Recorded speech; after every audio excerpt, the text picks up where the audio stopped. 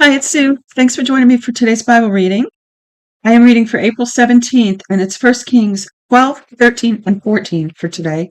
And remember, we just finished at the end of David and Solomon's death, both of them, because it kind of happened in short order, where David was old, and then he turned the kingdom over to Solomon, and we had a few stories about Solomon and then his death. And so now we have the divided kingdom, and we're going to have Rehoboam, Solomon's son, who ends up ruling over Judah in the south, and Jeroboam ruling over Israel in the north with 10 tribes. Because of some things Solomon did, God took the kingdom away from Rehoboam and only left him with one. In one place it says one tribe and the other two. You'll see what I mean when we read. But it ends up being Judah and Benjamin only in the south with Rehoboam. So just to reiterate, you're going to end up with Jeroboam, king over Israel in the north with 10 tribes, 10 of the 12. And then you're going to have Rehoboam, Solomon's son, down in the south with 2 tribes, Judah and Benjamin. And Jerusalem is in Judah. So let's get reading here. Chapter 12, verse 1. Rehoboam went to Shechem, for all Israel had come to Shechem to make him king. Because he was Solomon's son, right? When Jeroboam, the son of Nebat, heard of it, for he was yet in Egypt, where he had fled from the presence of King Solomon, and Jeroboam lived in Egypt, and they sent and called him. Jeroboam and all the assembly of Israel came and spoke to Rehoboam, saying, Your father made our yoke difficult. Now therefore make the hard service of your father and his heavy yoke, which he put on us, lighter, and we will serve you. He said to them, Depart for 3 days, then come back to me. The people departed. King Rehoboam took counsel with the old men who had stood before Solomon his father while he yet lived, saying, What counsel do you give me to answer these people? They replied, If you will be a servant to this people today and will serve them and answer them with good words, then they will be your servants forever. But he abandoned the counsel of the old men which they had given him and took counsel with the young men who had grown up with him, who stood before him. He said to them, What counsel do you give that we may answer these people who have spoken to me, saying, Make the yoke that your father put on us lighter? The young men who had grown up with him said to him, Tell these people who spoke to you, saying, Your father made our yoke heavy, but make it lighter to us. Tell them, My little finger is thicker than my father's waist. Now my father burdened you with a heavy yoke, but I will add to your yoke. My father chastised you with whips, but I will chastise you with scorpions. So Jeroboam and all the people came to Rehoboam on the 3rd day as the king asked, saying, Come to me again the 3rd day. The king answered the people roughly and abandoned the counsel of the old men which had given him and spoke to them according to the counsel of the young men, saying, My father made your yoke heavy, but I will add to your yoke. My father chastised you with whips, but I will chastise you with scorpions.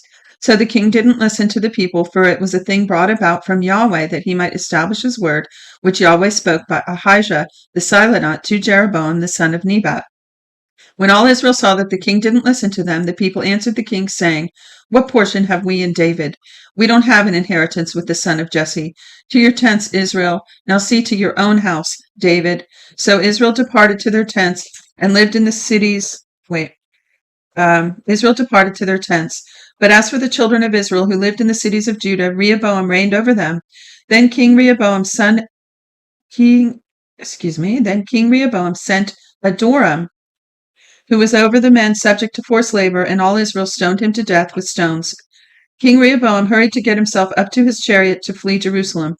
So Israel rebelled against David's house to this day.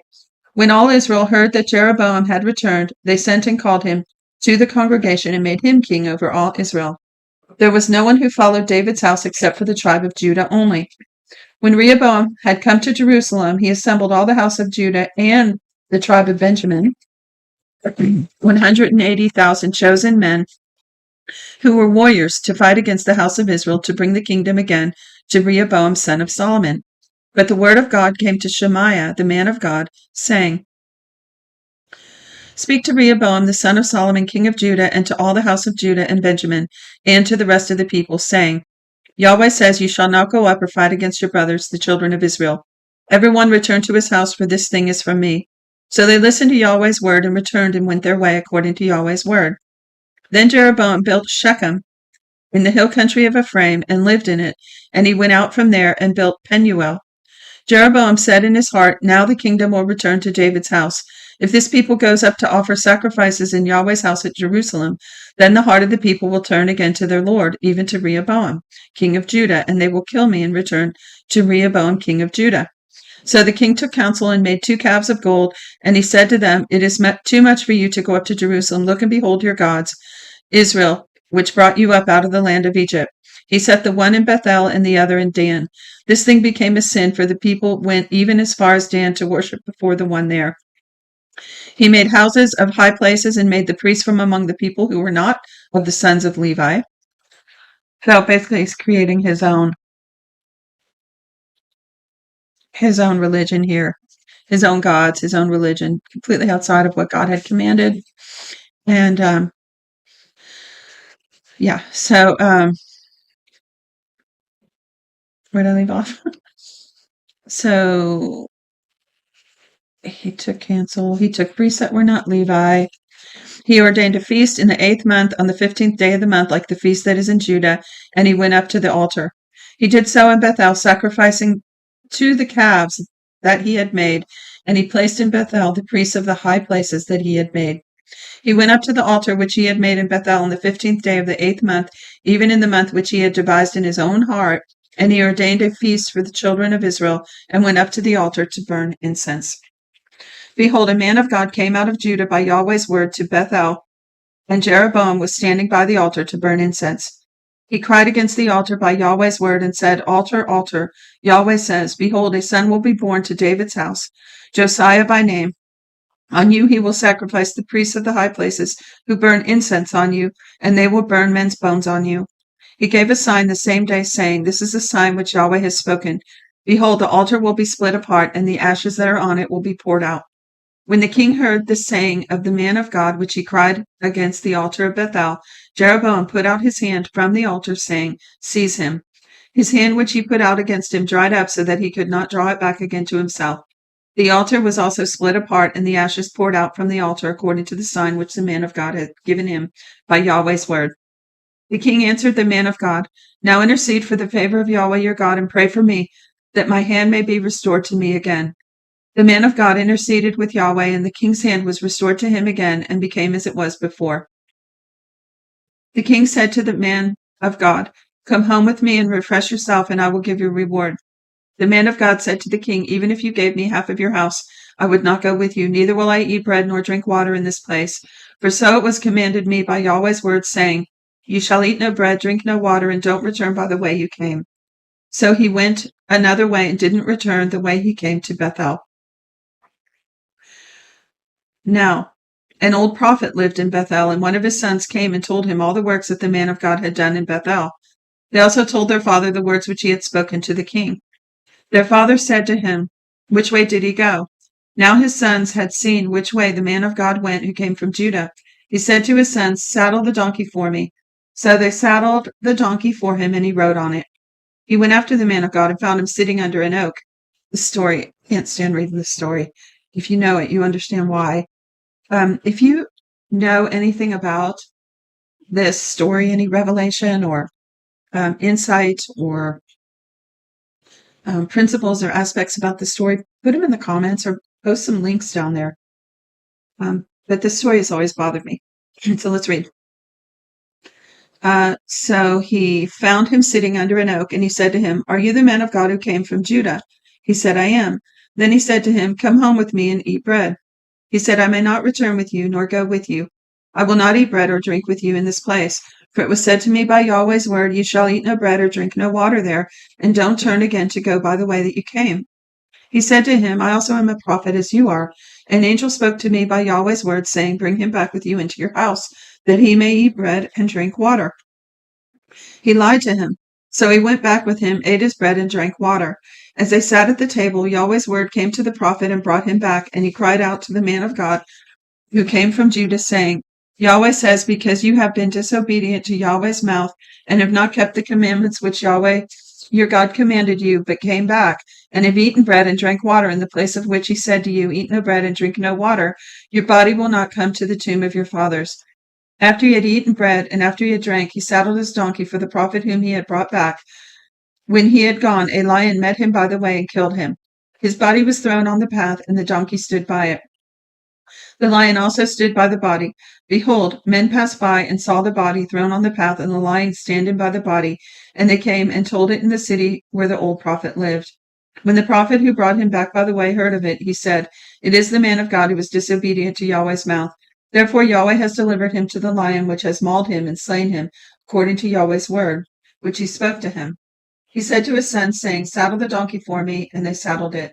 He went and found his body thrown on the path, and the donkey and the lion standing by the body. The lion had not eaten the body nor mauled the donkey. The prophet took up the body of the man of God, laid it on the donkey, and brought it back. He came to the city of the old prophet to mourn and to bury him.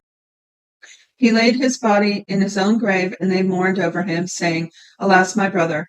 After he had buried him, he spoke to his sons, saying, "When I am dead, bury me in the tomb in which the man of God is buried. Lay my bones beside his bones." For the saying which he cried by Yahweh's word against the altar in Bethel and against all the houses of the high places which are in the cities of Samaria will surely happen. After this thing, Jeroboam didn't return from his evil way, but again made priests of the high places from among all the people, whoever wanted to, and he consecrated him that there might be priests in the high places.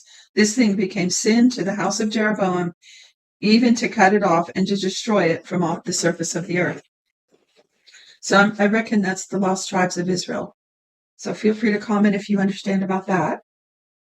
I believe that happened after the Assyrians invaded Israel later on, which we'll see as we read through. Or you can go back and get my videos where we've already read through this a couple times, both in the One Year Bible and the videos on the Holman Christian Standard Bible.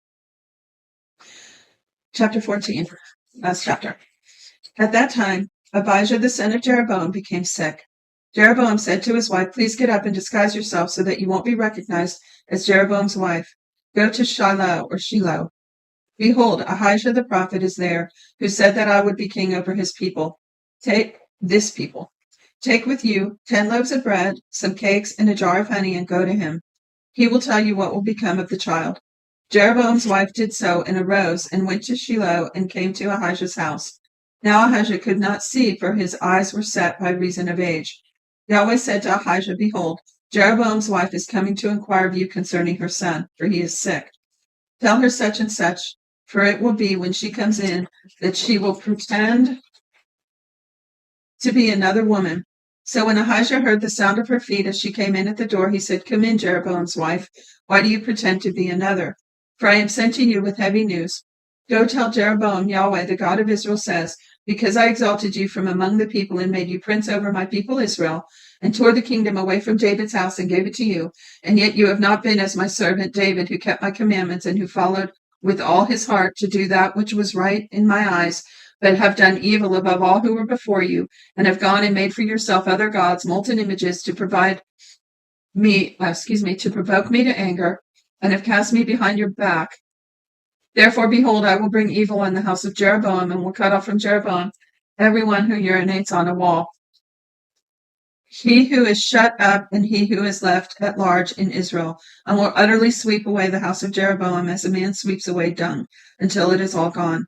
The dogs will eat all who belongs to Jeroboam who dies in the city, and the birds of the sky will eat he who dies in the field, for Yahweh has spoken it. Arise therefore and go to your house. When your feet enter into the city, the child will die. All Israel will mourn for him and bury him, for he only of Jeroboam will come to the grave, because in him there is found some good thing toward Yahweh the God of Israel in the house of Jeroboam. Moreover, Yahweh will raise up a king for himself over Israel, who will cut off the house of Jeroboam. This is the day. What? Even now. For Yahweh will strike Israel as a reed is shaken in the water, and he will root up Israel out of this good land which he gave to their fathers, and will scatter them beyond the river, because they have made their Asherah poles, provoking Yahweh to anger. He will give Israel up because of the sins of Jeroboam, which he had sinned, and with which he has made Israel to sin. This is so important. It's showing how much influence and responsibility a leader has for the people, and how really just subject the people are to their leaders. I know it sounds kind of obvious, but here's the principle in the word, because it said he would give Israel up because of the sins of Jeroboam, which he has sinned, and with which he has made Israel to sin, the people. Jeroboam's wife arose and departed and came to Tirzah. As she came to the threshold of the house, the child died. All Israel buried him and mourned for him according to Yahweh's word, which he spoke to his servant Ahijah, the prophet. The rest of the acts of Jeroboam, how he fought and how he reigned, behold, they are written in the book of the Chronicles of the Kings of Israel. The days which Jeroboam reigned were 22 years. Then he slept with his fathers, and Nadab his son reigned in his place. Rehoboam the son of Solomon reigned in Judah. Rehoboam was 41 years old when he began to reign, and reigned 17 years in Jerusalem, the city which Yahweh had chosen out of all the tribes of Israel to put his name there. His mother's name was Naamah the Ammonitess. Judah did that which was evil in Yahweh's sight, and they provoked him to jealousy with their sins, which they committed above all that their fathers had done. For they also built for themselves high places, sacred pillars, and Asherah poles on every high hill and under every green tree. I wonder if I always think of those hills as just being hills, but I bet these were hills that they built, like mounds. There were also Sodomites in the land.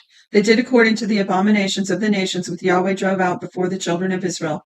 In the 5th year of King Rehoboam, Shishak, king of Egypt, came up against Jerusalem, and he took away the treasures of Yahweh's house and the treasures of the king's house. He even took away all of it, including the gold shields which Solomon had made. King Rehoboam made shields of brass in their place and committed them to the hands of the captains of the guard who kept the door of the king's house. I wonder if Solomon was watching this from his place in eternity. It was so that as often as the king went into Yahweh's house, the guard bore them and brought them back into the guard room. Now the rest of the acts of Rehoboam and all that he did, aren't they written in the book of the Chronicles of the Kings of Judah? There was war between Rehoboam and Jeroboam continually. Rehoboam slept with his fathers and was buried with his fathers in David's city. His mother's name was Naamah the Ammonitess. Abijam, his son, reigned in his place. And that's the end of today's reading. So we're getting ready to go into story after story about these kings of both Israel and Judah, and how they really just were waxing worse and worse. There are some high points in there. There are some points of righteousness and submission to Yahweh, but for the most part, they're terrible. So we're going to go into those narratives next. I hope you'll join me. God bless you. Thanks so much for being here. Shalom.